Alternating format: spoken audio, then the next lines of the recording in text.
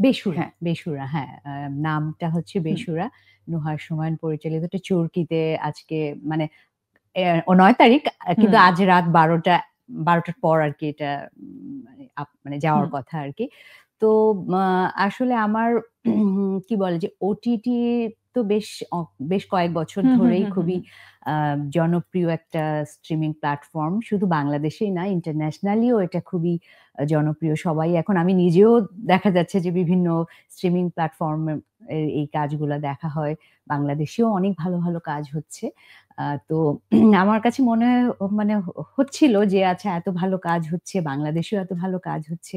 তো আ আ আমি যেহেতু অভিনয় করি, তো আমার কাছে মনে হয়েছিল যে হ্যাঁ, আমিও যদি এরকম কোনো একটি কাজের সাথে যুক্ত হতে পারি তাহলে আমার ভালো লাগবে। তো সেই জায়গা থেকে যুক্ত হয় এবং আচ্ছা, এই অবশ্যই যুক্ত ভালো হওয়ার লাগে। গল্পটাতেই আসি যে আগে যেরকম ছিল যে একটা ঈদ মানে সুমাইয়া শিমুর অনেকগুলো নাটক বা সারা বছর জুড়ে তাকে আমরা পাচ্ছি টিভি স্ক্রিনে, সেই ব্যাপারটা তো আপনি নিজে থেকেই কমিয়ে দিয়েছেন।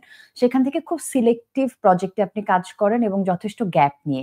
২ শতে যুক্ত হওয়ার পেছনের গল্পটা শুনি। কেন আপনি কোন ভালো লাগা থেকে ২ শতে যুক্ত হলেন? আহ আসলে যখন আমাকে ১ম এই কাজটার জন্য বলা হয় নুহাসদের আ হুম, ওম হুম, হুম। আ প্রোডাকশন ওখান থেকে ওই পক্ষ থেকে। তো আমি ১ম এই মানে আমি কিছুটা কনফিউজড ছিলাম যে আসলে আমার পক্ষে কাজটা যেহেতু আউটডোরে থাকতে হবে বেশ হুম, কিছুদিন যেয়ে।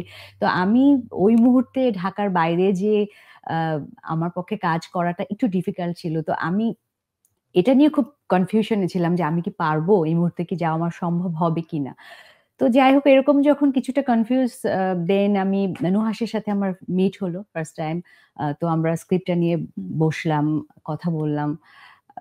যখন আমি জানলাম কাজটা সম্পর্কে মোটামুটি একটা আইডিয়া আমাকে নুহাস দিল। তখন আমার কাছে মনে হয়েছে যে আচ্ছা ঠিক আছে যদিও আমার জন্য খুবই ডিফিকাল্ট হবে তারপরও যদি হয়তো এই কাজটার সাথে আমি যদি যুক্ত থাকতে পারি আম মনে হয় আমার ভালো লাগবে এবং দর্শকদেরও হয়তো ভালো লাগবে। তো আমরা আপনার গেটআপটা দেখেছি যে একদম ভিন্ন রূপে। হ্যাঁ, হ্যাঁ।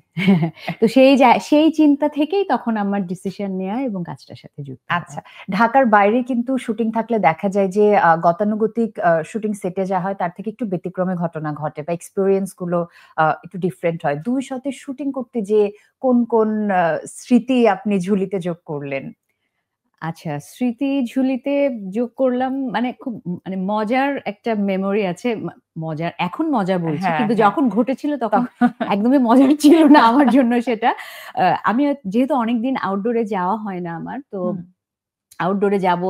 যখন রেগুলার আউটডোরে কাজ করেছি তখন তো এত ভয় লাগতো না। যে হুম, হুটহাট করে হুম, হুম, যাচ্ছি হুম। মাসের মধ্যে কয়েকবার এটা কোনো বিষয় না। আচ্ছা ঠিক আছে আউটডোরে যাবো। তো শুটিং এর ওই সময়টা মানে তখন সোশ্যাল আমি ঢোকার ওরকম সময় তখন পেতাম না। হুম। আরো কিছুদিন আগে যেহেতু শুটিং হয়েছে কিছুদিন আগে। তো তারপরও যখনই ঢুকি তখন দেখি যে রাসেল ভাইপার মানে একটা মানে ওই যে সাপ যেটা এইটা হ্যাঁ? তো আমি ওইটা দেখে খুবই আতঙ্কিত হয়ে যাই এবং আমি তো যখন মানে আমার যাওয়ার কথা তো হুম, আমাকে যতবারই তো আমার যখন আমরা শুটিং এ গেলাম, আমি আমি যেদিন শুটিং হুম, হুম, হুম। শুরু করেছি বোধহয় ১ দিন আগে থেকেই মানে ইউনিট চলে গেছে, কাজটাও শুরু হয়েছে। তো আমাকে যতবারই ওরা ফোন দিচ্ছে, আমি ততবারই বলছি যে, "আচ্ছা ওখানে রাসেল ভাইপার নাই তো?"